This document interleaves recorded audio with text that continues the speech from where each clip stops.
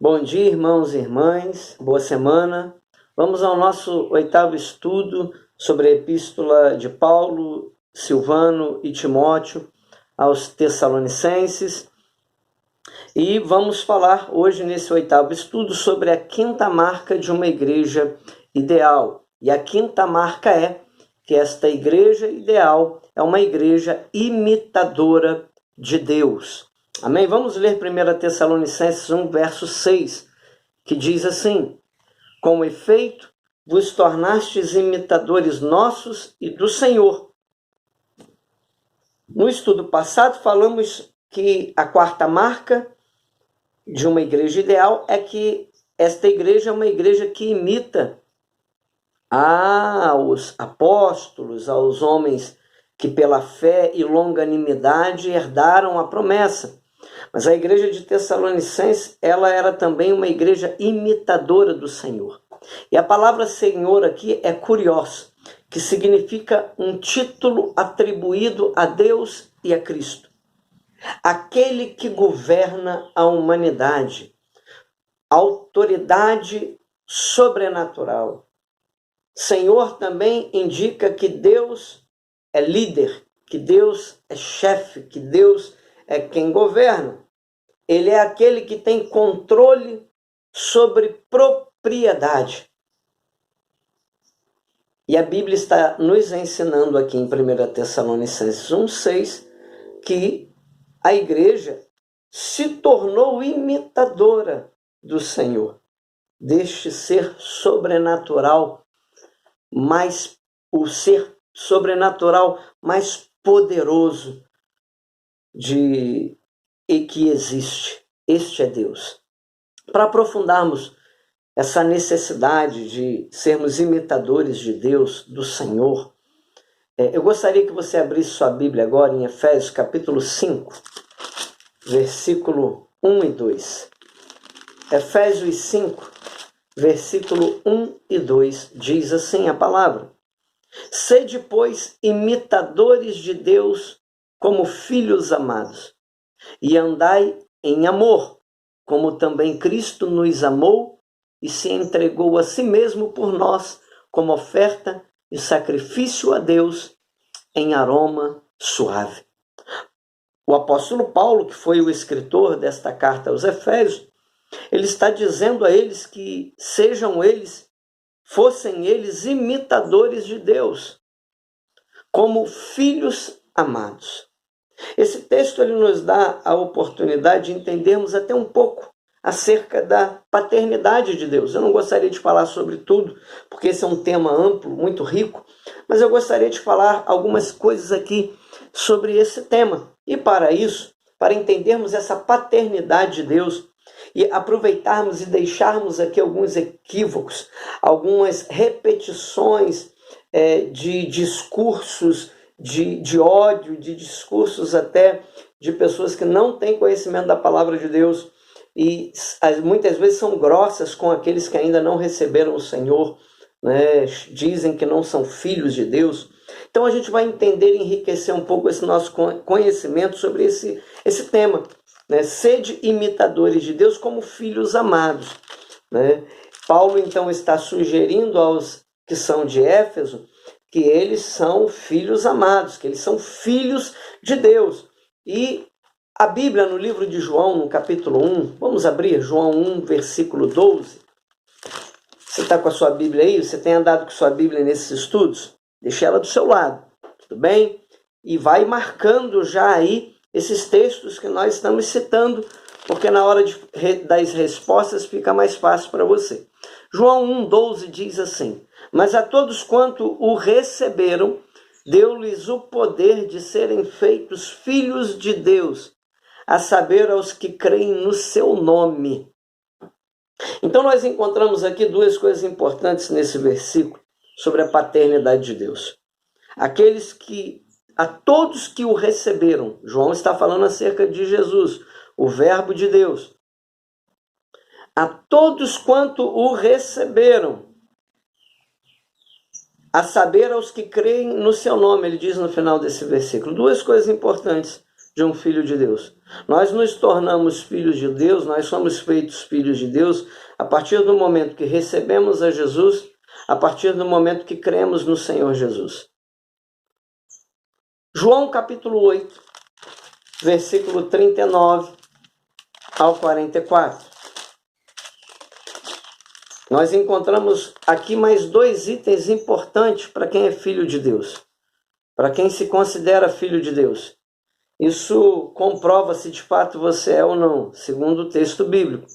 João capítulo 8, versículo 39 em diante, diz assim: Então lhes responderam, nosso pai é Abraão. Disse-lhe Jesus, se sois filhos de Abraão, praticai as obras de Abraão. E eu digo a você, se você é filho de Abraão, pratique as obras de Abraão. Agora, se você é filho de Deus, pratique as obras de Deus. Versículo 40. Mas agora procurais matar-me a mim, que vos tenho falado a verdade que ouvi de Deus. Assim não procedeu Abraão. Vós fazeis as obras de vosso pai. Disseram-lhe eles, nós não somos bastardos, temos um pai que é Deus. Replicou-lhe Jesus, se Deus fosse de fato vosso pai, certamente me havias de amar, porque eu vim de Deus, e aqui estou, pois não vim de mim mesmo, mas ele me enviou. Ou seja, aqui nós encontramos um terceiro item, se você é filho de Deus, na fala de Jesus aos fariseus e escribas, aos religiosos daquela época. Se vocês são filhos de Deus, vocês deviam de me amar. Você recebe a Deus, você crê no Senhor, você ama o Senhor se você é filho de Deus, segundo essa fala de Jesus. Verso 43, qual é a razão por que não compreendeis a minha linguagem? É porque sois incapazes de ouvir a minha palavra. Um quarto item de quem é filho de Deus. Vai vendo aí, vai comprovando. Você ouve a palavra? Você tem sido capaz de ouvir a palavra de Deus que vem através da pregação, da explicação dela? Versículo 44. Vós sois do diabo, é o que disse Jesus a eles, que é vosso pai, e quereis satisfazer-lhes os desejos. Ele foi homicida desde o princípio e jamais se firmou na verdade, porque nele não há verdade. Quando ele profere mentira, fala do que lhe é próprio, porque é mentiroso e pai da mentira. Então somos filhos de Deus se o recebemos, se cremos nele, se amamos a ele e se ouvimos a sua palavra. Assim nos tornamos filhos de Deus, e todo filho de Deus ele tem uma herança. Todo filho recebe, a grande maioria recebe herança. E a nossa herança é a vida eterna. Se você é filho de Deus, o que te espera é a vida eterna. Então, o que acontece com aqueles que ainda não receberam Jesus, aqueles que não amam Jesus?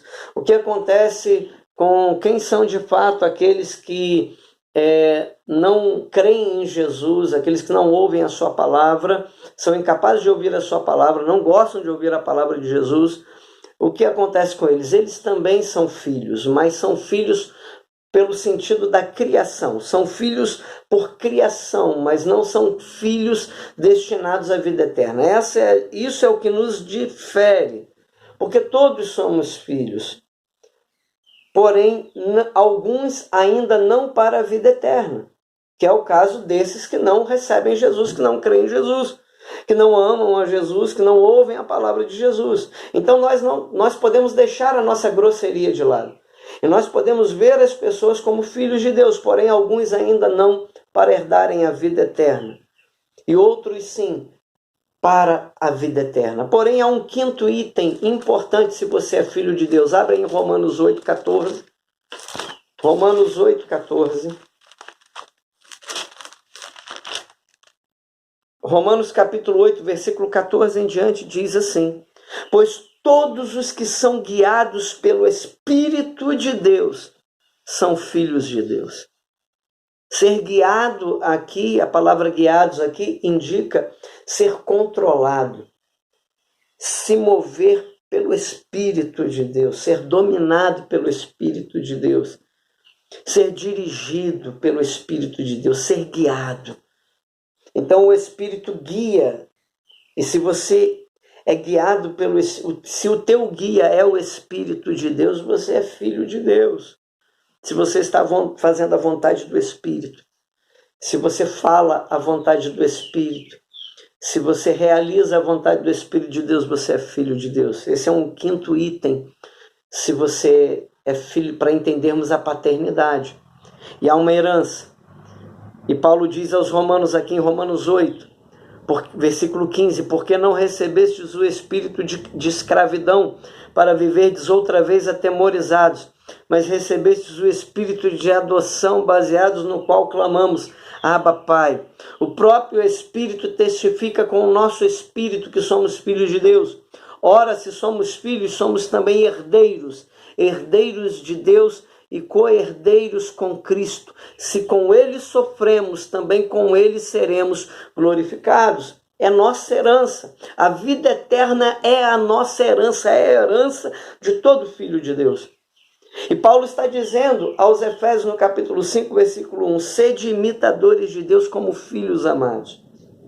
Se somos filhos de Deus, se a paternidade de Deus está sobre nós, como devemos então proceder?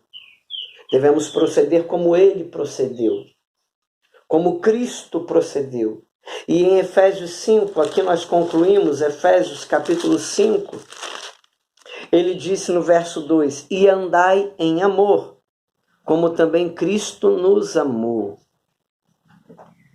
A palavra aqui andar é peripatel, que significa viver, mover-se, portar-se.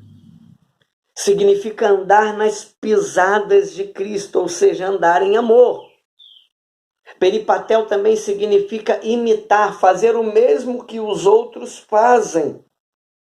Ou seja, fazer o mesmo que Jesus faz. E Jesus se movia de que maneira? Como que ele andava? Ele andava em amor. Andai em amor. A palavra amor aqui é a palavra ágape, que indica um amor num sincero apreço, é ter prazer, é gostar de. Mas o nosso amor, ele precisa estar no lugar certo. Nosso amor precisa estar olhando para o lugar certo. Em João capítulo 12, versículo 42 e 43 diz assim, contudo, muitos dentre as próprias autoridades creram nele, mas por causa dos fariseus não o confessavam, para não serem expulsos da sinagoga, porque amaram mais a glória dos homens do que a glória de Deus. Porque amaram mais a glória dos homens do que a glória de Deus.